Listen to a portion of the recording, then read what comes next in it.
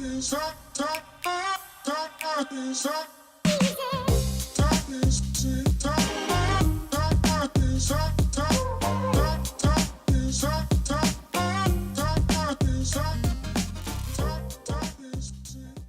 right, next up, Zest Tea, the founder and CEO, James Fayal. Come on up to the stage. Thank you. There you go. All right. Hi, my name is James, and I'm the founder of Zest Tea. We make a line of healthy tea-based beverages designed for energy and mental clarity. All of our blends have about 3 times the caffeine levels of traditional teas, putting us on par with coffee as well as energy drinks. They also contain L-theanine to help promote a more steady and prolonged alertness while reducing the jittery pop and the crash. A few years ago, we launched a bagged version of this product, and we launched it exclusively direct to consumer. Online sales have been phenomenal for us, and to this day, it's our #1 sales channel. Since the beginning, our customers have been begging us for an iced tea version of the product, but we knew that we would need a far more crafted and polished brand and distribution strategy in order to execute. So we waited and planned, but this year we finally launched our new line of sparkling energy teas. They retain all the positive characteristics of the bagged teas, and we've amped up some of the functional ingredients, including L-theanine and B vitamins. And it all comes in an incredibly healthy, low-calorie, low-sugar package. One of the trends that is immediately clear at an event like this is the movement towards healthier products. Another trend is the movement towards more functional, especially more caffeinated products, which can be seen in the continued rise of the energy segment, as well as the shift towards more functional and caffeinated versions of traditional products like cold brew coffee. Zest benefits from both of these trends, which allows us to uniquely position the product within multiple different sets, but especially the tea set, where there are very few functional options, and our branding can really stand out. We've priced the product right in line with other teas and functional products at $249 to $299 per product. Now, as I alluded to, Zest doesn't really only sit within the tea section. It's really at the intersection of tea, coffee, and energy drinks, which represent 3 of the largest and 3 of the fastest growing beverage categories. And we know we can bridge the gap between these categories because we already see it happening. Online, we found that about half of our customer base either currently identifies or identified prior to switching to Zest as either coffee or energy drink consumers, meaning that we're bringing entirely new people into the tea market, which is one of the reasons why category buyers love us. The most important thing about Zest is that our consumers are obsessed.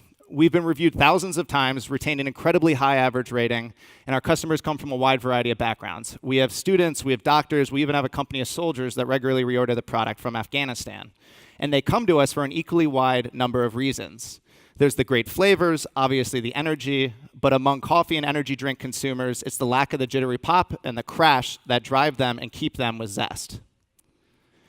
If we look at our demographics from a more macro sense, we see that we lean ever so slightly male, we over-index young, and they tend to come from creative, white-collar, and professional industries. We generalize this group as millennial knowledge workers. The tea industry has this misperception of the customer base being older and more feminine. The reality is that men make up about half the market, and millennials are the single heaviest tea drinking generation in US history. So not only do we have this focused energy differentiator, we're also one of the few companies actively branding to the modern US tea consumer, and we're doing it in a way that appeals to both women and men. We launched the bagged tea into retail last year. It's been incredibly successful, but coming right out of the gate, the iced tea product was picked up by 7-Eleven Mid-Atlantic and McLean, and we're now working on a partnership with one of the top DSD houses in New York City, as well as distribution houses across the Northeast. Now, none of this would be possible if we didn't have a phenomenal team. We've got people with backgrounds from hard-charging tech companies like Uber and Urban Stems, as well as beverage companies like Coca-Cola, Heineken, and Pabst. We also have a great group of advisors, the most pertinent to this crowd being Brian Kelley, the ex-president of Coke and CEO of Pure Green Mountain. The first time I met Brian, he invited me up to his office in New York, and I show up not knowing what to expect. Ends up that it's one of the top floors of the Rockefeller building. He sits me down. I am nervous as all hell at that point. But after about 10 minutes, he tells me that he is convinced that with our branding and our positioning, that we have an opportunity of being a multi-billion-dollar brand within that industry. Needless to say, I thought that was pretty damn cool. I want to thank Ray and John and everybody again at BevNet for such an incredible event and just giving us this awesome platform to showcase our brands. Thanks.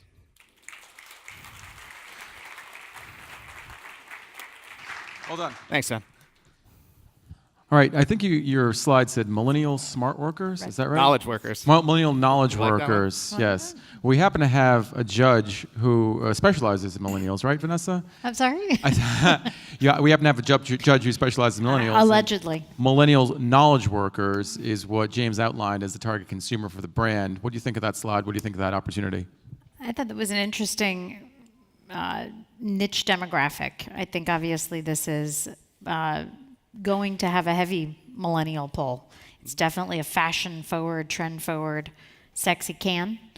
I think you're clicking on all the right cylinders on the package, and if it brings people into the tea category in a convenient can that they've never tried it before and they like the sparkling mix, I think that that could be a real win with that crowd. Thank you. And we also plan on coming out with a bottled version of the product as kind of the next line. Kalam, in terms of the package design, pretty tight design. Are the product attributes outlined effectively in an efficient way? Yeah, I think so. I mean, I think it's, really great visual identity. It's appealing. It's noticed. You can kind of get a clear sense of what it is. You have unique flavors. Thank you. Which is quite appealing. I think it's actually a good thing to not overtly communicate them if you're trying to be in the energy space. You don't want to get too fruity, but I like it. I think it's good. Thank you. That intersection of coffee, tea, energy drinks, and the opportunity that James outlined. Ken, what are your thoughts? I think it's obviously a good space. I think if I could make a recommendation, it would be to try to pick a day part that no one else has with this combination of ingredients and own that day part as, sort of your stake in the ground. Yeah, and we found that a lot of our customers, probably the most common one we hear, are people that will shift over from something like a coffee in the morning, and then Zest will sort of be their afternoon product and caffeinated product for the afternoon. John, the liquid, the taste of the products that you tried, what's your take? Yeah, I mean, I think it tastes pretty good. I mean, I think we've seen, several different products over time that have tried to go into this sparkling energy tea space.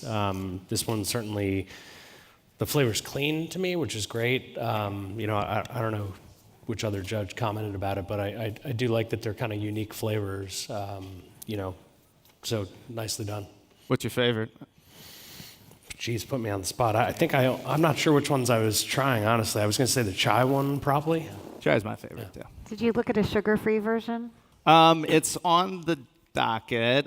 We might wait until we come out with a bottled version that will lean a little bit more towards traditional tea drinkers to come out with a sugar-free version there. Sugar-free with caffeine in sparkling is a hard combo from a flavor perspective, so we might wait till we go non-carb.